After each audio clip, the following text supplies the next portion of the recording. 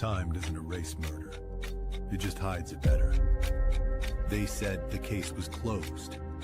They said no one was watching. But someone always is. This is Santana True Crime. Welcome to Santana True Crime. Today on Santana True Crime, we discuss one of the most controversial death penalty cases in America right now. A Tennessee execution was stopped at the last minute after officials reportedly could not establish the IV lines required to carry out the lethal injection of death row inmate Tony Carruthers. Carruthers was convicted in the brutal 1994 kidnapping and murders of Marcella Anderson, Delaris Anderson, and Frederick Tucker, a case where prosecutors said the victims were beaten, shot, and buried alive. But now, decades later, the case has become the center of a national debate involving claims of innocence, questions about untested DNA evidence, mental competency concerns, and growing criticism of lethal injection protocols. Even celebrity activists like Kim Kardashian publicly pushed for Tennessee to halt the execution and test DNA evidence before moving forward. Tonight, I've got with me Dr. Bill Kimberlin, author of one of the few books that actually documents execution from a firsthand point of view. That's Watch Me Die. That's available on Amazon, Barnes & Noble, anywhere where you can buy a book. And I've also got with me a good friend of mine and an incredible podcaster, Abby. She's got a show on being a police officer where she interviews law enforcement officials. Welcome to the show. Nice to be here. Thank you. It's always great to be here. I really enjoy this show. All right. So, Abby, you actually sent me this article about the botched lethal injection, and I immediately thought, I wonder if Dr. Bill knows this guy because he seems to know everyone. Right. Do you want to walk me through of kind of what drew your attention and your first initial thoughts about that? Yes, so I have heard Dr. Bill on your podcast. It's always a great interview, Bill. And I immediately thought of you and him when I saw this because Bill has brought to the attention of your audience, I think, something very few people know, which is that very often these lethal injection executions are botched for a variety of reasons. I think there are very few people who know that. So in this case, they attempted, you can do the tech part, Bill, but they attempted to insert a central line, but they couldn't get another line, I think is what it was. He was in pain, lots of blood. They tried to establish a backup IV in his arms, shoulders, foot, jugular, and chest. When they tried to establish a central line, it was described as being stabbed multiple times, and they called it torture. So I know that you've talked about different types of lethal injection, why it doesn't work. Do you want to comment on what happened here? So first, I would have to say that this doesn't surprise me at all. When I read up on this case in particular, because the very first execution I ever attended took a little over 2 hours because they too could not find the veins. They were sticking him in the neck and the ankles, in the the wrists, everywhere they could. So the states require 2 ports of entry. And what does that mean?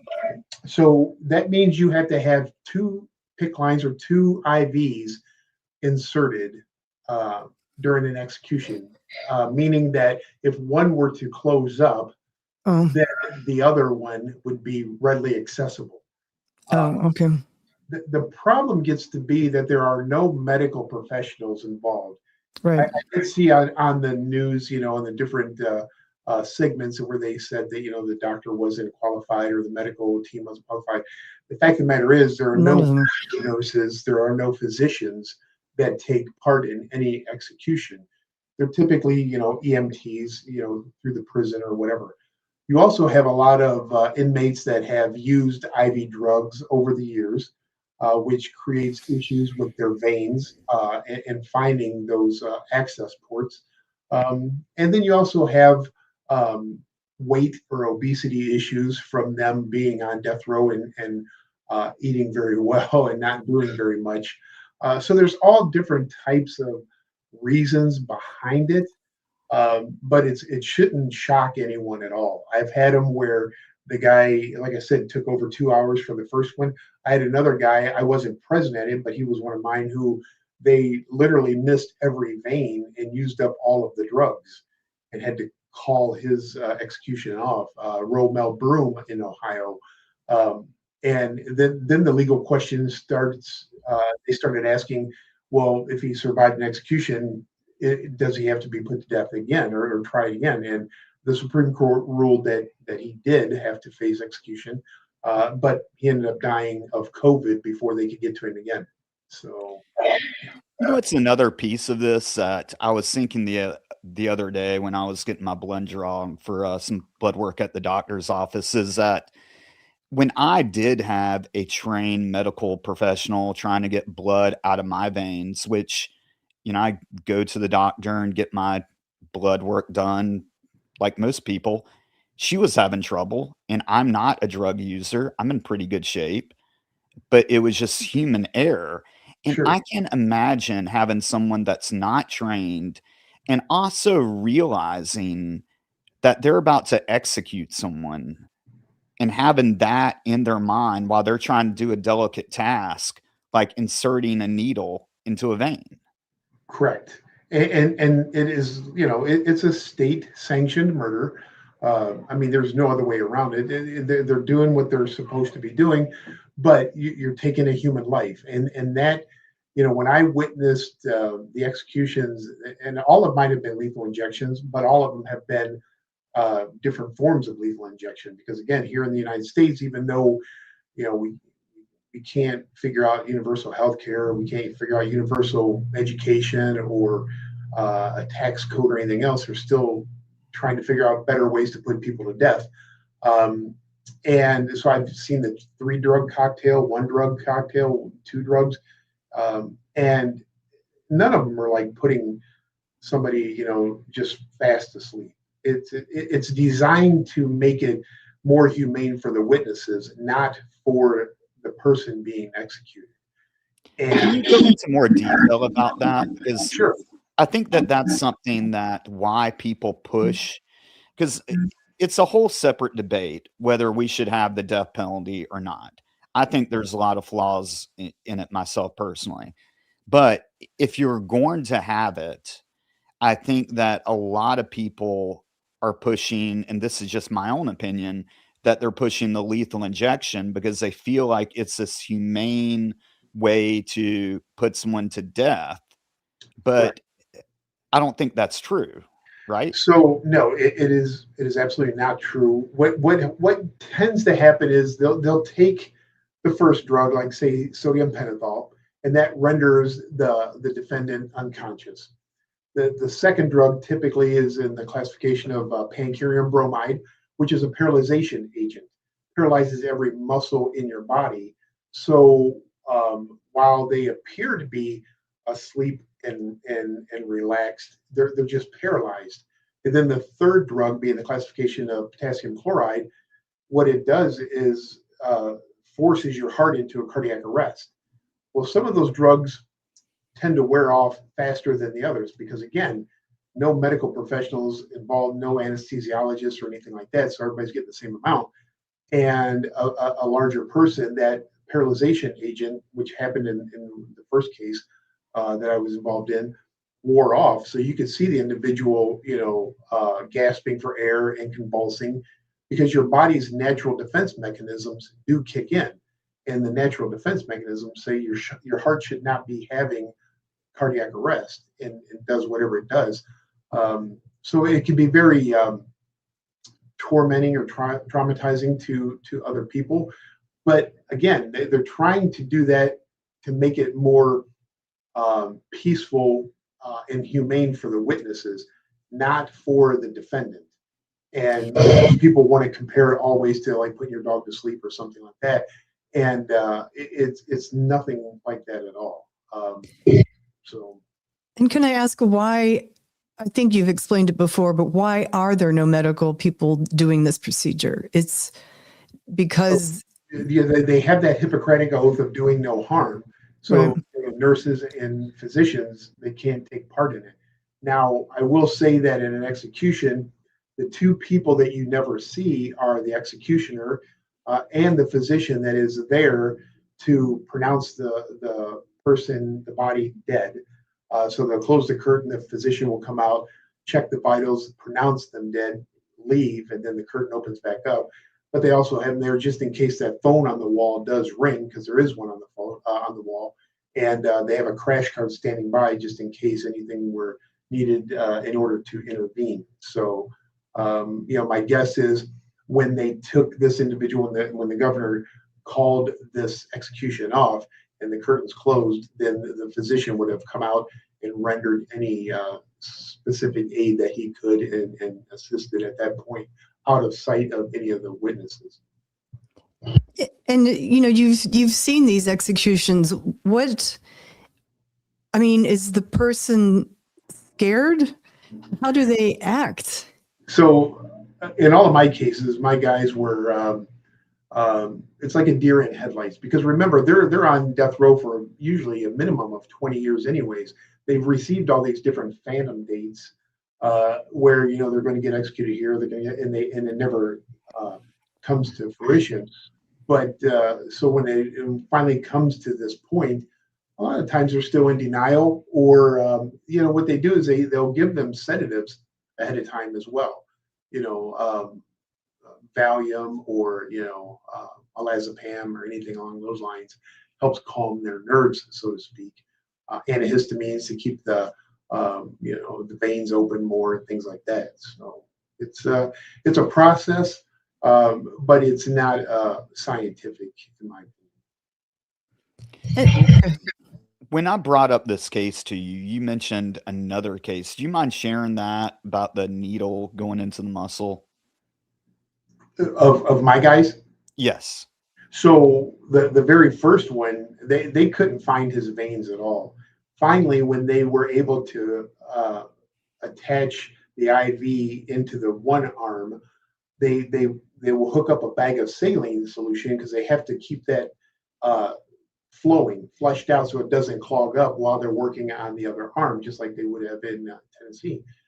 Well, it took them so long, that bag of saline had already ran through and emptied, which caused him to have to use the restroom. And he asked to get up to go take a leak, and they're like, okay. And they let him get up, go to the bathroom, come back, hop back up on the table, and they started all over again. In the case of Romel Broom, all of the needles went into the muscle instead of the veins. So when they used up all the lethal injection drugs and they couldn't figure out why he wasn't even losing consciousness and he could feel the burning, that's when they decided to halt the execution to determine what happened. They never hit a vein. So again, it's sad but true. It happens more often than people realize. And one of the things that I wanted to bring up too is I find that when you're talking about these things and we're talking about putting someone to death, I think some people are going to feel sympathetic for the person who's being executed. But I think that we have to also balance that this person did kidnap 3 people, walk them to a predetermined grave, and execute them, and then buried them while they were still alive. Yes. And so this isn't a nice person. And I know that you've had contact with thousands by this point of death row inmates. I don't know, hundreds at least. Yeah, hundreds. It feels like thousands from death row. Yes. Yeah. So I am constantly dealing with them on a daily basis, whether it's phone calls, emails, letters, in person, you name it. So it's very time consuming, and they're very needy. And you're absolutely right. The crimes that this individual committed, there's no justifying it. But I think that the debates that we're having out there are the wrong ones. And you can either be for or against the death penalty. The Supreme Court has stated numerous times that it's not cruel and unusual punishment, and it doesn't mean it can't hurt. So I understand that aspect of it. But when you start bringing in medical technology into an execution without medical professionals, then it's a recipe for disaster. So when you have states like now South Carolina, who has implemented the firing squad, that is probably shown to be the most effective and least painful way to go. It's quick, and it's 100%. You have Utah that uses it. There are other states that are looking to go that route compared to lethal injection or nitrogen hypoxia, the gas that they're using now in certain states. Because again, there's a lot of room for error in those, where you take somebody and you put them in a chair strapped down with a target over their heart, and you fire 3 30-06 rounds into it, they're dead almost instantaneously. So Right. And that was my argument in our last show too, was that I just find it almost absurd at this point, the amount of time and energy that we're putting behind lethal injection, which obviously you can't do consistently. But what Correct. you can do, and you don't have guys who are actually trained on this apparatus to put someone to death, but you do have people that are trained in having to shoot a rifle. That's something that, as a law enforcement officer, you can have state mandated training on. Sure. And again, though, when you look at the firing squad, you have Utah being one, and you have South Carolina being another. We can't even become universal on that. So Utah will use 5 rifles, 4 live bullets, 1 blank. So nobody knows who has the blank for psychological reasons or whatever. And there are 30-30s fired at the heart. You go to South Carolina, 3 rounds, 3 live rounds, different caliber, different amount of firepower. I just don't understand why we need to continuously make this more difficult, instead of either saying get rid of it altogether or come together on one specific way. And I'll tell you my point of view, Abby, I'd like to hear you weigh in on this, but I think that one of the core reasons is that people are witnessing this, and even though they want to support execution, they don't want it to be a bloody execution. They want it to be something like putting down a dog, where the dog goes to sleep and goes to the Rainbow Bridge, which is where all my dogs are, because they're good boys. And they do not want to see the gore of what death really looks like, or what taking a life really looks like. And that is that, you're going to actually see the blood and the gore. Well, and you talked about his crime. First of all, as you mentioned at the top, there are people fighting, including Kim Kardashian, to hold off execution for DNA testing. There's nothing that links him, apparently, no DNA that links him to this crime. So you have, the possibility that he is innocent.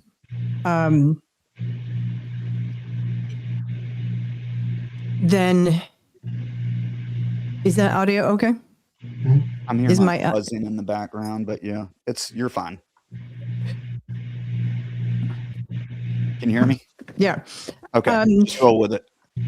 The other thing you talk about when you talk about, let's say he did commit this crime and how heinous it was, that doesn't equal he should be tortured to death. I mean, if we're going to have a death penalty, I read in this article, while death row inmates aren't guaranteed a pain-free death, the U.S. Constitution mandates that their execution be free of cruel and unusual punishment. So I get the, horrible person, but that doesn't give us the right to have a horrible death. And if you also look at how inconsistent the death penalty is, not every state has it. Every state has different method. Bill, you had said that in some states the inmate can choose the method. Correct. Yeah, depending on what the options are available. So my last one here in Florida that I was supposed to attend, he had chosen the electric chair because he did not want to go out, like a junkie with needles in his arms. And then he ended up dying of natural causes before they could sign the death warrant.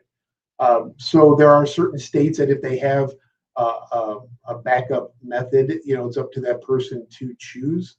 But you're right, there's no uniform code across the states. So you have 25 states now that may have or utilize the death penalty. Here in Florida, they obviously run much higher. They hold the record last year and this year so far. So a lot of times it's split based on the political administrations, which should never be taken into consideration, in my opinion, when it comes to administering the harshest form of punishment, which is taking a human life.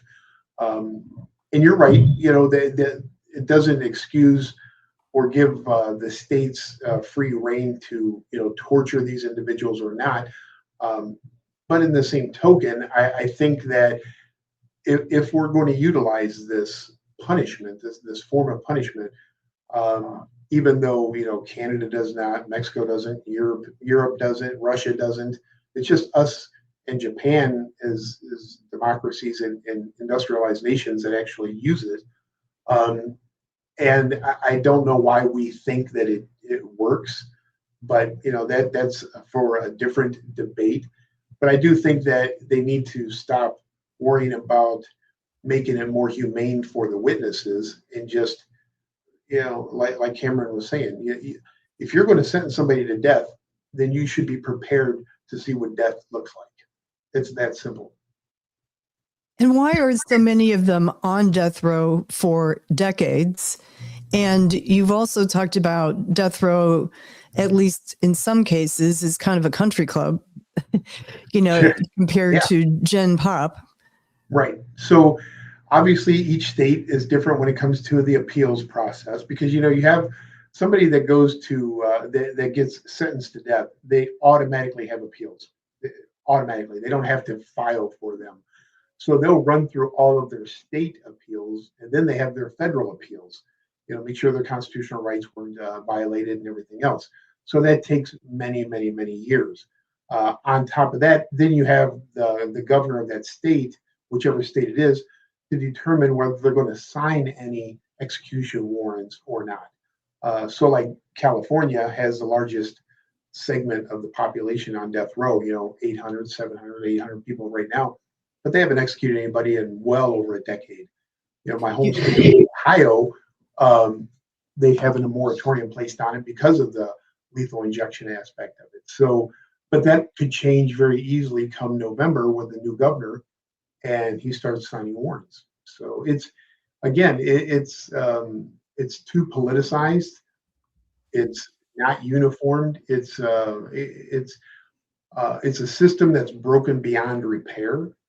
But here we are. Well, and your friend, if I can say, Scott Peterson, and I think few people know he is on death row, but he's in California.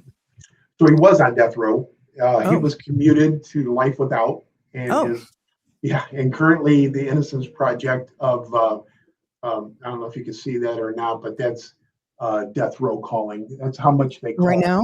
Oh my God! Do you want to take it? No.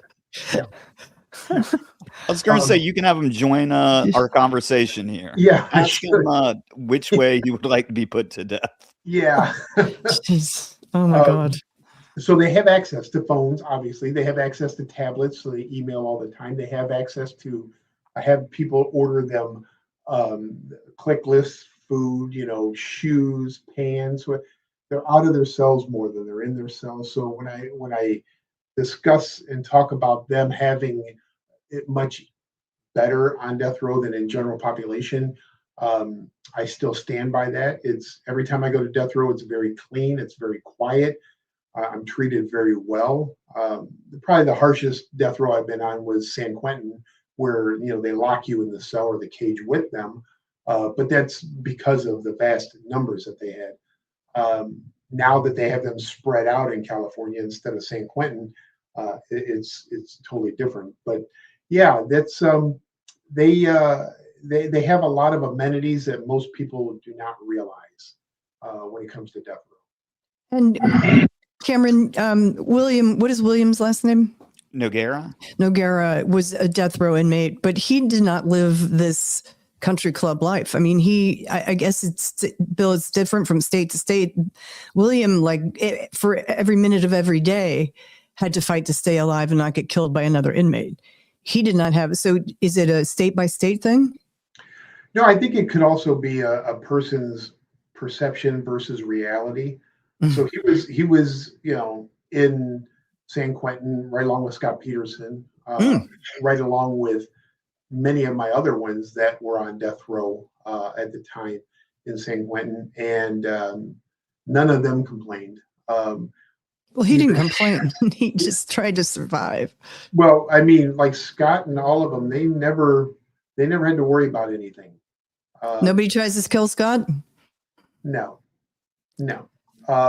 I can say with 100% certainty that I have so much art from San Quentin's death row, thousands of pieces where they send me stuff or sent me stuff when it was in San Quentin all the time. I mean, Charles Ng, who killed 25 people, Philip Jablonski, who killed 8 or 10 people, all the serial killers that were out there, and they there were no issues. There was never a fight. They never had to worry about anything. So I can't speak from William's perspective. He's the one that lived there for quite some time. But my guys, when the proposition came up to do away with the death penalty, every one of my guys, Scott included, did not want that to pass. They wanted to stay on death row instead of go to general population.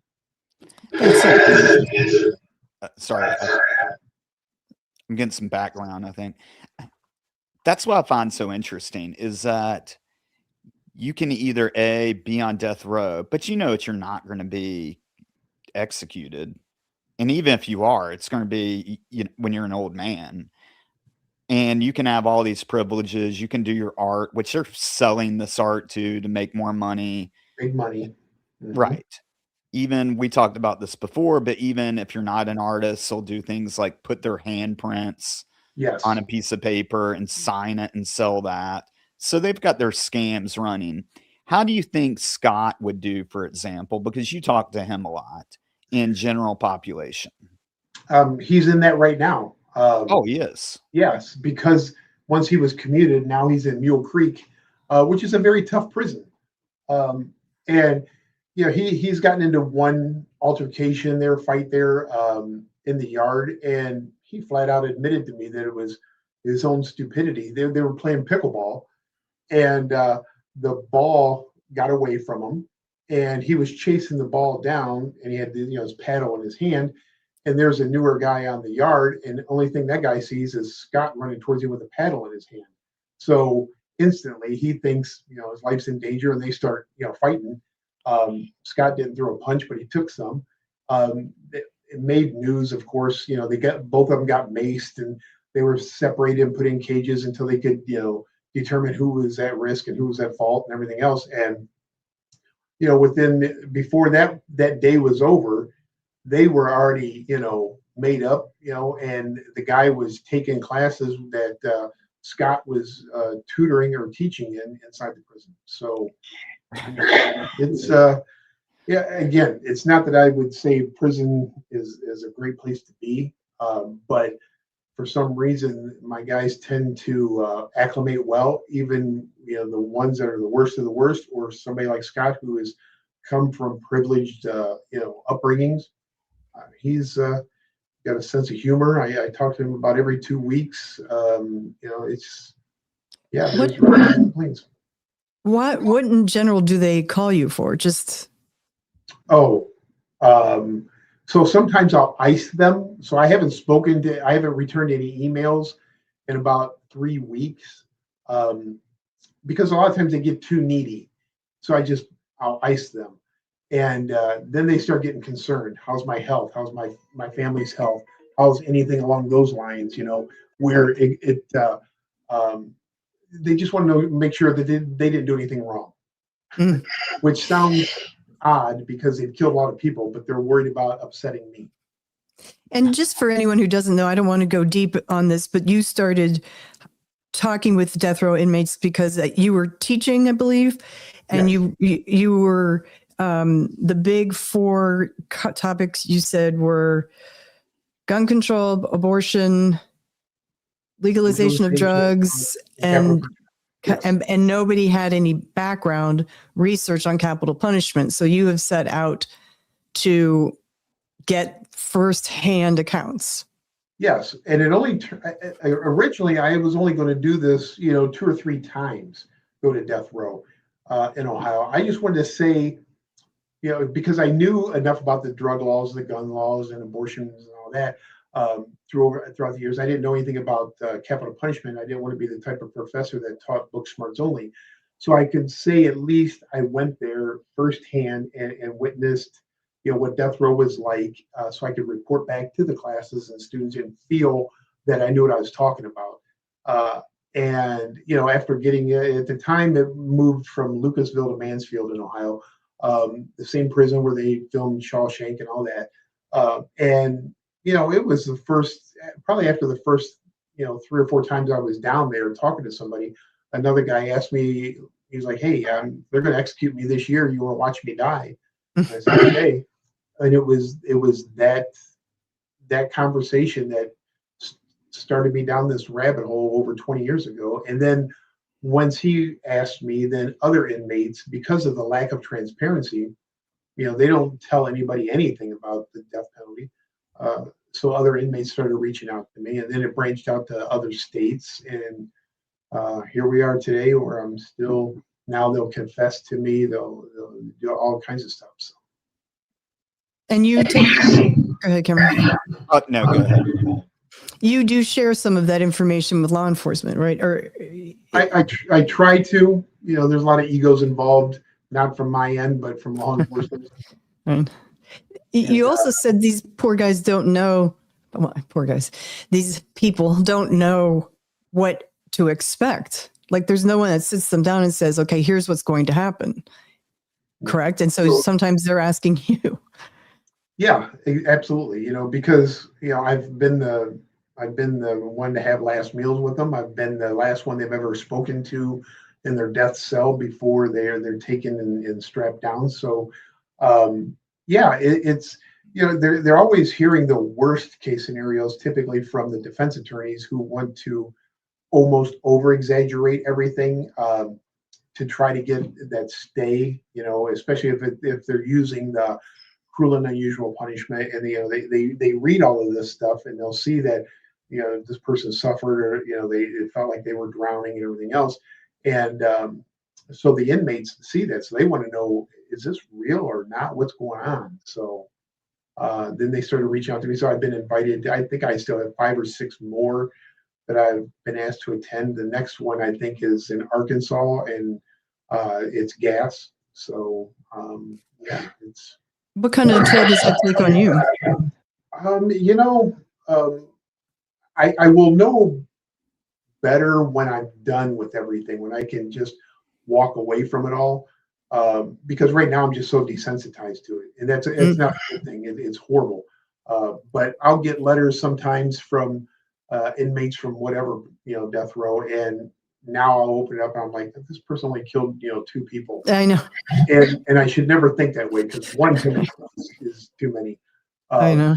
but when you sit across from these individuals, and they're the worst of the worst crimes ever, and they try to elicit some type of response from me, and I don't give them that. I don't Meaning, meaning they, the shock value at first when I first Mm. started in the field, they wanted that shock value to see how I was going to respond to them. So I improvise. I use a lot of humor with them. I'll joke with them. I'll tell them how horrible they must have been at their craft of serial killing, because we wouldn't be sitting here having this conversation.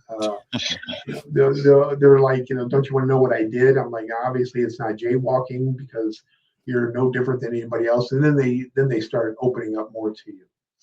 yeah.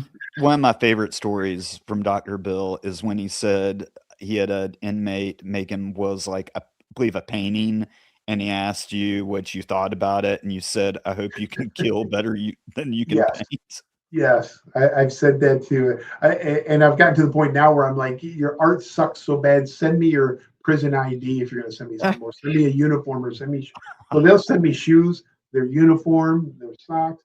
They'll send all kinds of stuff, and it just all goes into, a storage. Because I've never sold a single piece of anything. I still have the first letter I received over 20 some years ago. I have every piece of art, every envelope, every single thing, because I don't like to glorify them. I don't like to glamorize them. So I don't buy from them. And I don't sell this stuff, even though I've been offered quite a bit. Maybe you can answer this, and maybe you can't. So this is actually my brother, Dr. Brian Santana. Oh yeah. Hi, So Brian. he made the comment, but I can't talk today. But vets go through extensive euthanasia training. My point is that, okay, if you're a vet, you obviously go through some formal training on how to put down an animal humanely. Mhm. I know that you talked that there's like some general kind of EMT type training. Can you talk about the selection process of who is chosen to be on the death team, and what kind of benefit, if any, is there to taking on that task? So from my experience in Ohio only, I don't want to speak for other states, but I'm assuming a lot of them are the same way.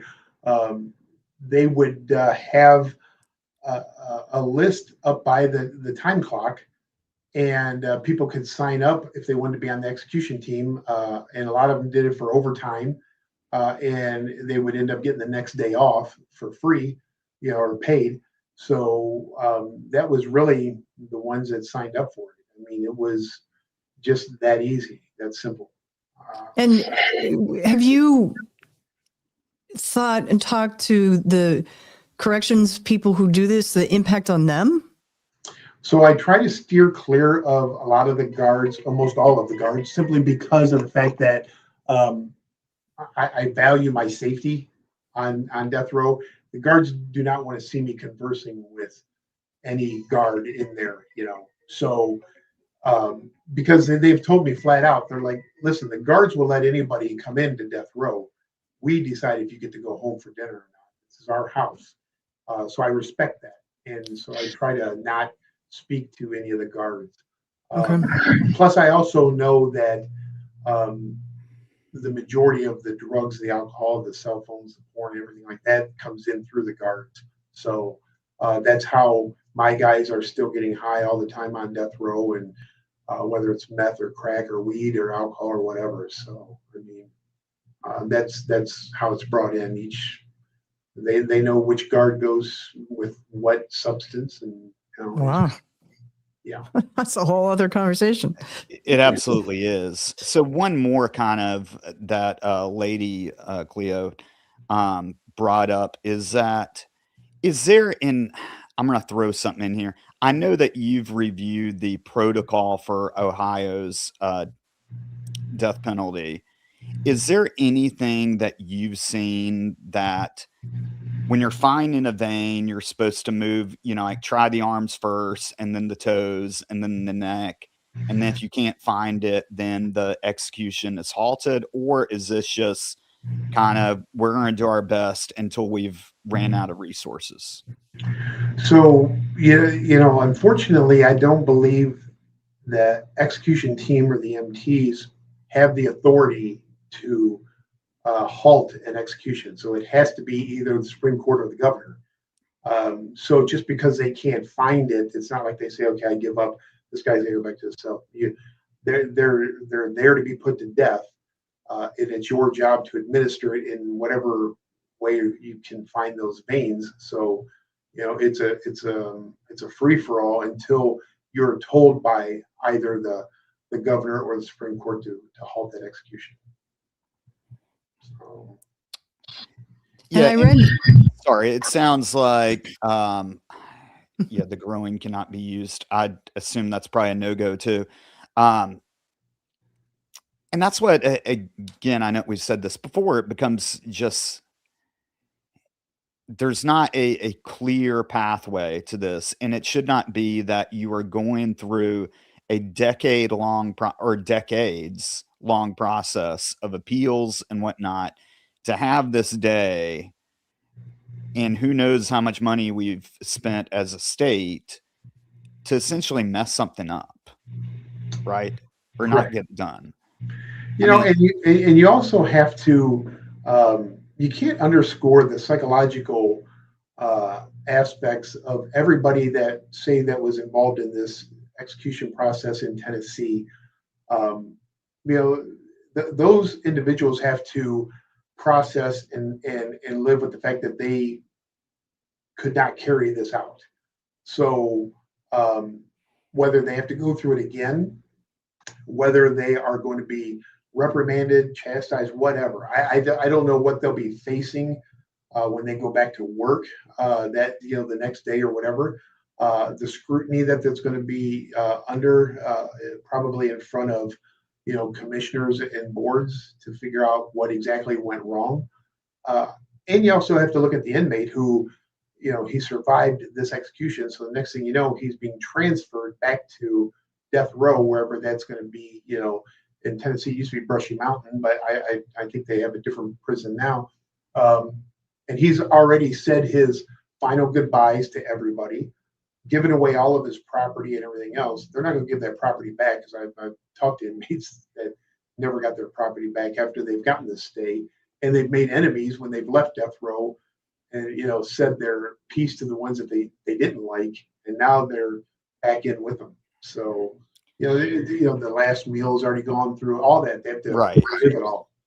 Yeah, that's got to be an awkward conversation if you come back, and because I assume the other guys on death row, are they getting this information about like, oh, they screwed up another one? And how does that affect the morale or the mental well-being? Almost like its own society, right? That's kind of trapped in a little. Yeah, I think probably the majority of them right now are probably like, good. I'm glad they screwed this one up, because there's not going to be another one for a while. And was it Krista Pike, the female on Tennessee's death row that's scheduled for execution this, I think, September, which has been huge headlines. I've went on record before saying that they're not going to do it, and I'm certain they will not attempt to execute her this year for these very reasons. Would they be able to change the means and say that, lethal injection, or is that on the death warrant? Like on the death warrant, does it specify that this must be lethal injection? No. So even the ones that used to say, the sentence by the judge, that you have electrocution run through recurrent electrocution run through your body until you're pronounced dead, or whatever. Those methods can change, but not by prison statute. That has to go through legislation. So the legislatures of that state would have to convene, and then they would order, most likely a huge task force to determine if that whatever method they say the firing squad is the next preferred method.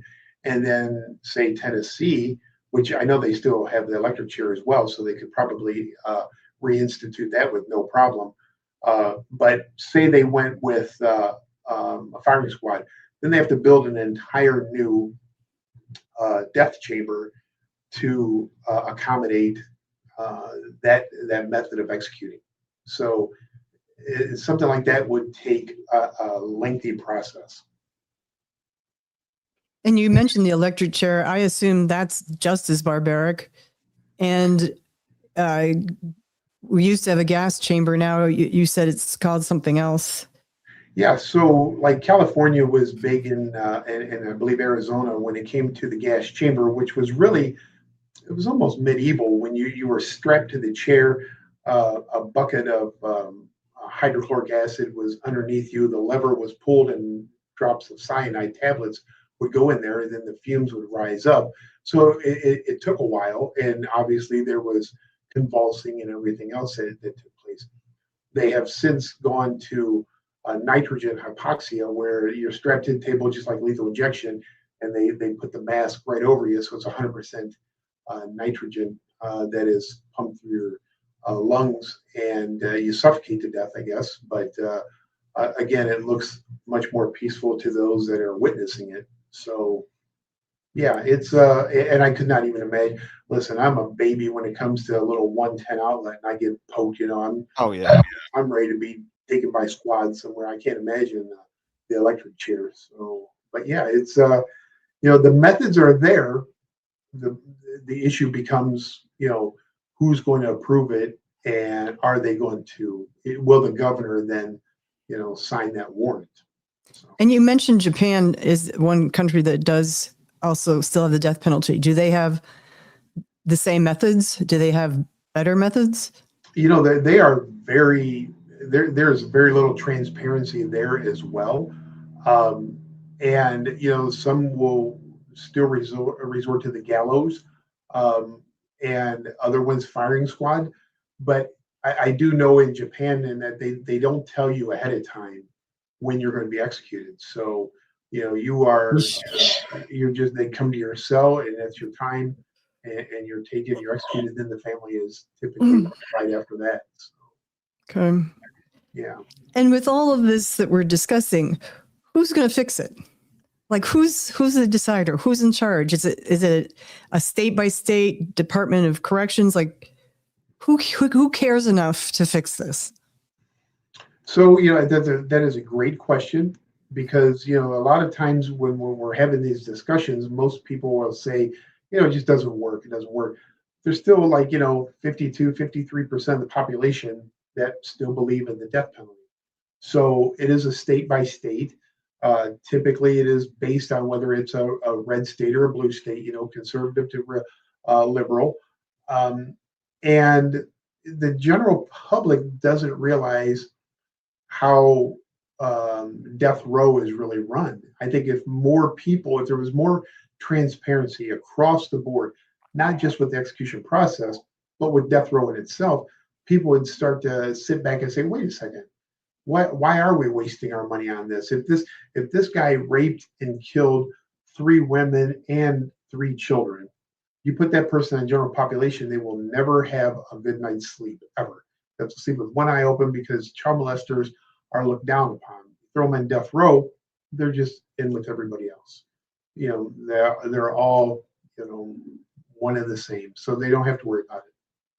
Well, and I think about I just did an episode about the Boston Marathon bombing, and the surviving brother is life without parole, and he's a supermax, I think, in Colorado. My understanding is solitary confinement. He gets maybe 1 hour of sunshine a day. I don't know this for a fact. This is what my understanding is, but that also seems. I know it's a little off topic, but death row versus life without parole, it seems like horrible. Yes. So I think we're speaking of, and I have trouble pronouncing his name, Sarnav or whatever. Yeah. So he is, if I'm not mistaken, he is only one of 4 inmates on federal death row still. So when the Biden administration left, they commuted all but 4 people, I believe, to life without. So they emptied out death row. because they knew this administration coming in was going to utilize it just like they did the last time. So I think the Boston bomber and maybe one of the main school shooters and two others, if I'm not mistaken, they're still on death row. That guy actually reached out to me years ago and written me a letter that was intercepted by the FBI. The FBI called me and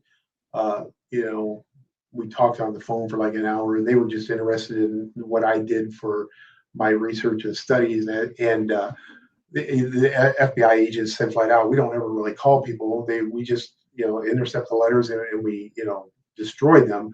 I was interested in what you do, and so we talked forever. So at the end of the conversation, I'm like, hey, by the way, can I get the letter? And he's like, no, absolutely not. I think he's housed out at ADX in Florence, which is where they keep the worst of the worst. So Ted Kaczynski was out there, and I think El Chapo and all of them are out there. But when they go to put them to death, they'll move them right to Indiana, Terre Haute, and that's where they're put to death. So while we don't have 50 states that have the death penalty, the federal government does. That supersedes the state. So if they're on federal death row, then whether it's from a state that doesn't have the death penalty, and if it's a federal crime and the feds sentence them to death, then they'll be put to death. So I had the only female federal death row inmate executed in 2021, Lisa Montgomery.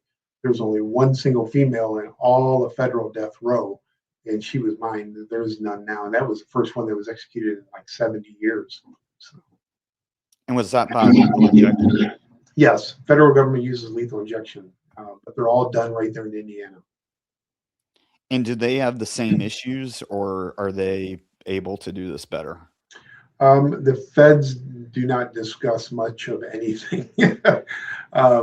And it's odd because even though the federal government allows witnesses, media and all that in Indiana, the state of Indiana also has the death penalty, but they do not permit media in as witnesses at all.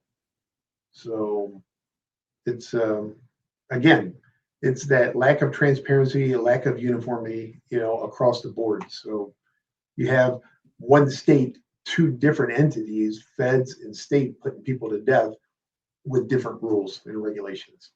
It's weird. That is odd. All right. Well, Abby, do you have anything else for us? I'm gonna throw you a curveball, Bill. Okay. What do you think will happen with Luigi Mangione as far as you think they'll pursue the death penalty? No, I can see them if they keep it at the state level. Obviously, New York doesn't have the death penalty anyways. We don't? Oh, I thought we did. No. Federal wise, it's same as Rex Heuermann, killed the 8 women that he pled out to. And people were like, oh, he did that just to keep him from getting the death penalty. And it's New York, they don't have the death penalty. So unless it's a federal crime, they couldn't put him to death. So with Luigi Mangione, there's so much polarization in that case alone that I think it would be hard pressed for the federal government to convene a jury that would convict him of capital offense. Right. But I could be wrong. I mean, that's just from. I think you're right.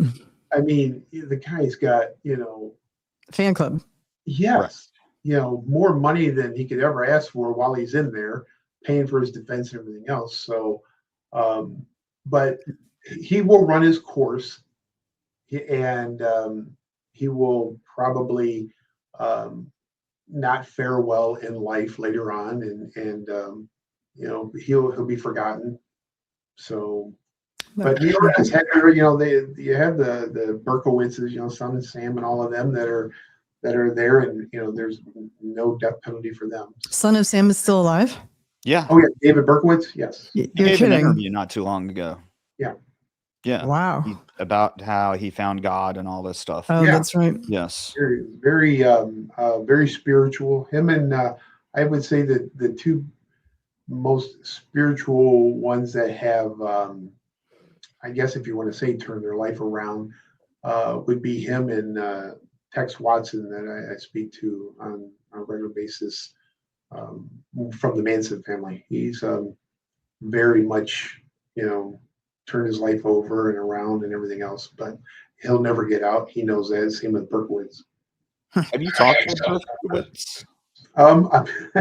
Funny you should mention, I'm in the process of that right now, in fact. All right, this is why I love having you on. And I warned Abby about this. So I was like, look, when we have Dr. Bill on, because I know how Abby is, she's got this like detailed timeline and outline in front of her. Yep, told you, pages. But her show is great, On Being a Police Officer. Make sure you check it out and subscribe. And it's only on Spotify, right? No, it's on all podcast platforms. Okay, on all podcast formats. But anyway, she's a very detailed interviewer, very organized. And I told her, I said, look, when we interview Dr. Bill, he's going to probably pull out these crazy stories and we're just going to have to go down that rabbit hole. So, yeah. So with Berkowitz, believe it or not, he has a very close friend who's also a producer of documentaries and things of that nature. They reached out to me first to see if I could be in their documentary, which I could not be because I'm under contract with others. And, but also because the serial killer exhibition that's in Atlanta, Georgia right now, it's called The Original One. It came over from Europe, first time ever in America, and they opened up in Atlanta. They brought me on board because they have like 200 or 300 of my pieces in the exhibition, and I do a lot of the speaking to the press for them and things like that. He had told his producer about the exhibition and myself being a part of it, and one of the exhibits in there is, it's a banner of his that says, David Berkowitz, the son of Sam, and has his stuff in there. And he just wanted to correct it. It wasn't supposed to say the son of Sam, just son of Sam.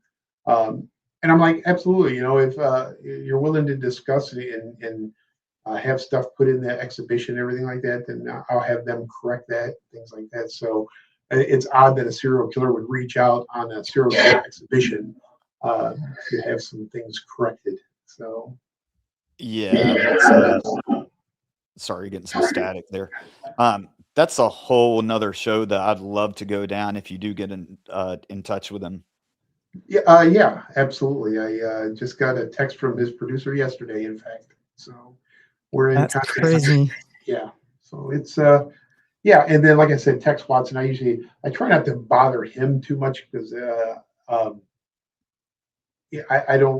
not a pen pal kind of guy. I want some information from him. So, I hit him up at least once a month and he writes back, and, we're very professional and cordial to one another. So, but he was probably the worst of the worst when it came to those in the Manson family.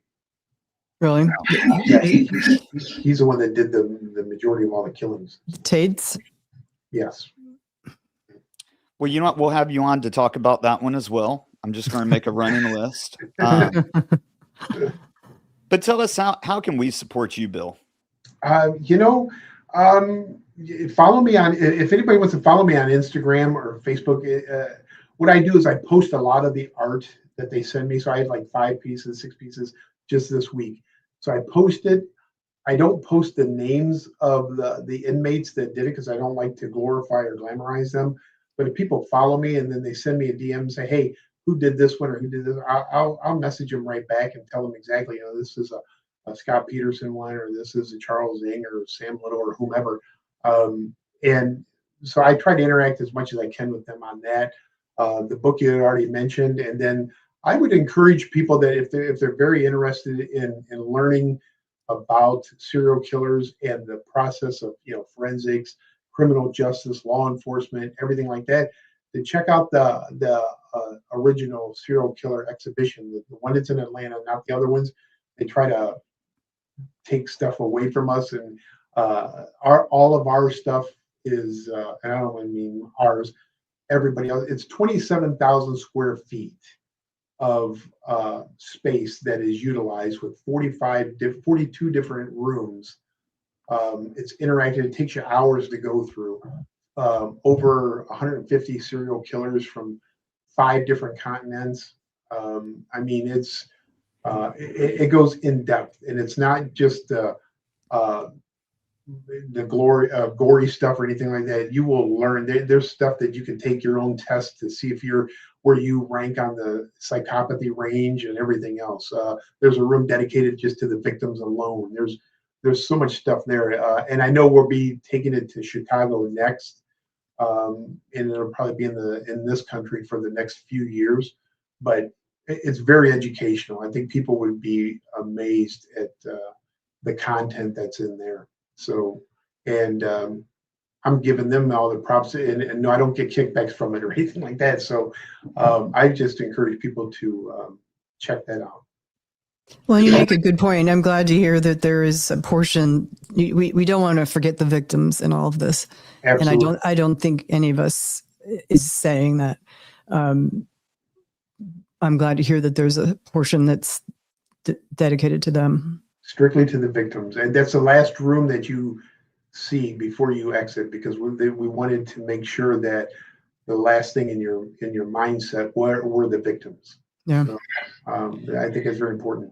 But they have a full size, gas chamber there, electric chair there. They have everything that you can imagine. But they don't spare any expense when it comes to putting on that exhibition.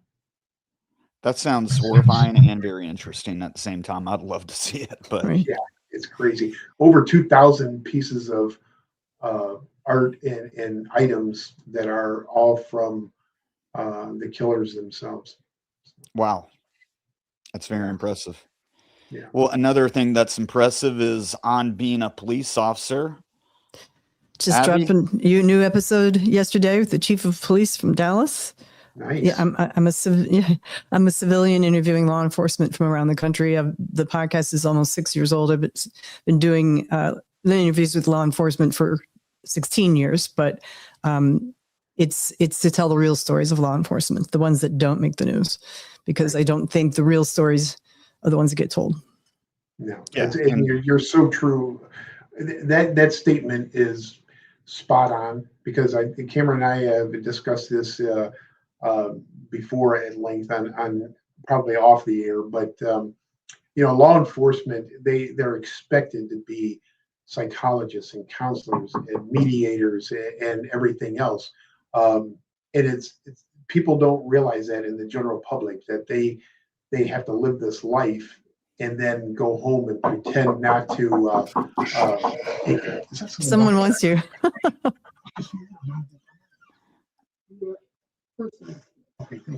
You know what? This is what happens during a live show. This is Things the- happen. We Yeah. just Is roll that- with it, though. Is that death row calling? No, patient. They have to see. Okay, we should let you go. But go ahead. Ask me anything real quick though before we go. Well, I was just going to comment that, and then we'll wrap this up. That I can't emphasize this enough, that these are not cookie cutter interviews that she does. Abby does a great job of getting in-depth details about not only what happens on that scene, but how that affects that officer at that moment and later on in life, which I think is very important to talk about. Yeah. And she's always been supportive of law enforcement in that regard, and that's why she's held in such high regard in the law enforcement community. Thank you. Yeah. So, That's guys, great. we're going to wrap this up. If you want to support me, you can like and subscribe to Santana True Crime. You can also become a member for, I think it's like $1.99. I made it as cheap as YouTube would allow me to make it. With that, you get a weekly update. We'll talk about what shows are going to be coming on for that next week, as well as when we release the pre-recorded episodes. You get those first before they come out on Tuesdays.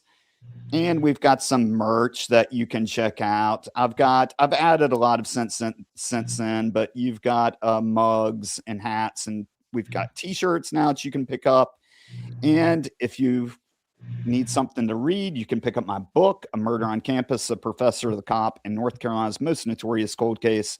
I wrote that with my brother, Dr. Brian Santana. Thank you so much again, and good night.